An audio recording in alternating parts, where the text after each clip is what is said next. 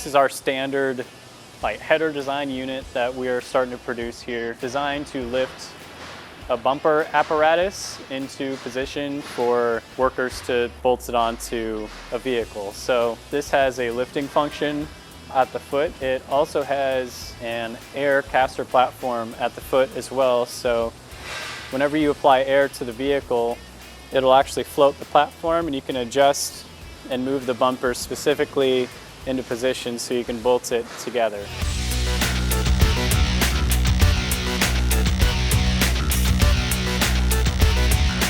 This is in kind of two separate uses. One of them is mainly just to drive, and this is our more standard feature where you have a controller. It just drives a single wheel up front. It's a single header unit, and that's what we commonly reference it as.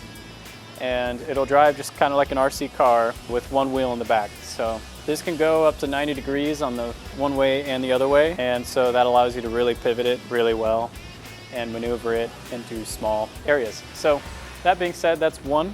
The second aspect, as I referenced earlier, is the custom aspect, which was the lift platform as well as the Airfloat platform, so combined into one piece at the foot.